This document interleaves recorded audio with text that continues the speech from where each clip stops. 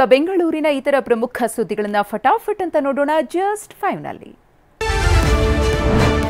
ವರನಟ doctor Rajkumar ಅವರ 96ನೇ ಹುಟ್ಟುಹಬ್ಬವನ್ನ ಎಲ್ಲೆಡೆ ಸಂಭ್ರಮದಿಂದ ಆಚರಿಸಲಾಯಿತು. ನಗರದ ಕಂಠೀರವ ಸ್ಟುಡಿಯೋ ಆವರಣದಲ್ಲಿರೋ ಅಣ್ಣವರ ಸಮಾಧಿಗೆ ಆಗಮಿಸಿದ ದೊಡ್ಡಮನೆ ಕುಟುಂಬ ಪೂಜೆ ಸಲ್ಲಿಸಿದ್ರು. ರಾಘವೇಂದ್ರ ರಾಜ್ಕುಮಾರ್, ಅಶ್ವಿನಿ ಪುನೀತ್ ರಾಜ್ಕುಮಾರ್, ರಾಜ್ ಪುತ್ರಿ ಲಕ್ಷ್ಮಿ, ನಟ ಜಗ್ಗೇಶ್ ಸೇರಿದಂತೆ ಹಲವರು ಭಾಗಿಯಾಗಿದ್ರು. ರಾಜ್ಕುಮಾರ್ ಸಮಾಧಿ ಎದುರು ಅಭಿಮಾನಿಗಳು 17 ಕೆಜಿ ಕೇಕ್ ಕತ್ತರಿಸಿ ಸಂಭ್ರಮಿಸಿದ್ರು. ಅಪ್ಪಾಜಿ ಹುಟ್ಟಿದಬ್ಬ ಇವತ್ತು ಇನ್ನೊಂದು ವಿಶೇಷ ಇದೆ. ಈ ವರ್ಷ ಬಂದಿರೋದು ಇನ್ನೊಂದು ವಿಶೇಷ ಇದೆ. ಅಂದರೆ ಅವರು ಹುಟ್ಟಿದಾಗ ಈ ದಿನ ಹೇಗಿತ್ತಲ್ಲ, ಸ್ವಾತಿ ನಕ್ಷತ್ರ, ಅದೇ ದಿನ ಇವತ್ತು ಬಂದಿದೆ. ಇದು ಇಡೀ ದಿನ ಇವತ್ತು ಸ್ವಾತಿ ನಕ್ಷತ್ರ, ಅಂದರೆ ಅವ್ರು ಹುಟ್ಟಿದಾಗ ಏನಿತ್ತು ನಕ್ಷತ್ರ ಅದೇ ದಿನ ಇವತ್ತು ಬಂದಿದೆ. ಎಲ್ಲ ಒಂಥರ ಇವತ್ತು ಪುನರ್ಜನ್ಮ ಥರ ಇದೆ. ಅವ್ರು ಚೈತ್ರ ಪೌರ್ಣಮಿ ದಿವಸ ಹುಟ್ಟಿದ್ರು. ಹಣದಾಸೆಗೆ ಮಕ್ಕಳನ್ನ ಬೇಕಾಬಿಟ್ಟಿ ದತ್ತು ನೀಡುವ ಪೋಷಕರ ವಿರುದ್ಧ ಕೇಸ್ ಬೀಳಲಿದೆ. ಕಾನೂನು ಬದ್ಧವಲ್ಲದ ರೀತಿಯಲ್ಲಿ ಮಕ್ಕಳನ್ನ ದತ್ತು ನೀಡಲು ಮುಂದಾದವರ ಮೇಲೆ ಮಕ್ಕಳ ಹಕ್ಕುಗಳ ಉಲ್ಲಂಘನೆ ಹಾಗೂ ಕಾನೂನಿನ ಅಡಿಯಲ್ಲಿ ಕೇಸ್ ದಾಖಲಿಸಲು ಮಕ್ಕಳ ಹಕ್ಕುಗಳ ಆಯೋಗ ಮುಂದಾಗಿದೆ.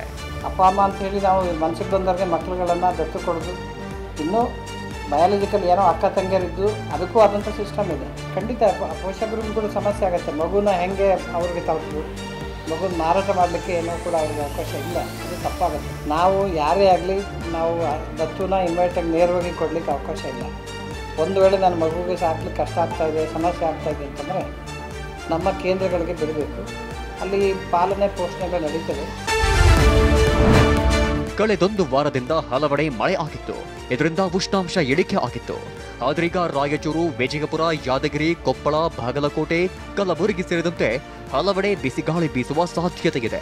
ಮುಂದಿನ 5 ದಿನಗಳಲ್ಲಿ ತಾಪಮಾನ 2-3 ಡಿಗ್ರಿ ಹೆಚ್ಚಾಗಲಿದೆ ಅಂತ ಹವಾಮಾನ ಇಲಾಖೆ ಮುನ್ಸೂಚನೆ ನೀಡಿದೆ. ಮುಂದಿನ 5 ದಿನಗಳಲ್ಲಿ ಕರ್ನಾಟಕದ ಎಲ್ಲ ಜಿಲ್ಲೆಗಳಲ್ಲಿ ಒಣ ಹವೆಯನ್ನು ಕಲಬುರಗಿ, ಯಾದಗಿರಿ, ರಾಯಚೂರು, ಬಳ್ಳಾರಿ, ಬಿಜಾಪುರ, ಬಾಗಲಕೋಟೆ, ಕೊಪ್ಪಳ, ಚಿತ್ರದುರ್ಗ ಜಿಲ್ಲೆಗಳಲ್ಲಿ ಮುಂದಿನ 5 ದಿನಗಳಲ್ಲಿ ಹೀಟ್ ವೇವ್ ಕಂಡೀಷನ್ಸ್ ಬರಬಹುದು. ಬೈಕ್ ಟ್ಯಾಕ್ಸಿ ಚಾಲಕರ ಮೇಲೆ ಆಟೋ ಟ್ಯಾಕ್ಸಿ ಚಾಲಕರಿಂದ ಹಲ್ಲೆ ನಡೆಯುತ್ತಿತ್ತು. ಈ ಸಂಬಂಧ ಹೈಕೋರ್ಟ್ಗೆ ಬೈಕ್ ಟ್ಯಾಕ್ಸಿ ಚಾಲಕರಿಂದ ರಿಟ್ ಅರ್ಜಿ ಸಲ್ಲಿಸಿದ್ರು. ಬೈಕ್ ಟ್ಯಾಕ್ಸಿ ಚಾಲಕರ ವಿರುದ್ಧ ಕ್ರಮ ಕೈಗೊಳ್ಳದಂತೆ ಆದೇಶವಿದೆ.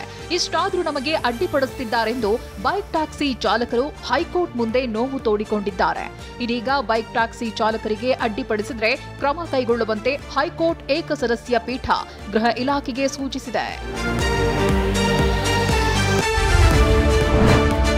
ನಮ್ಮ ಮೆಟ್ರೋ 2ನೇ ವರ್ಷವೂ ಭರ್ಜರಿ ಆದಾಯ ಕಂಡಿದೆ.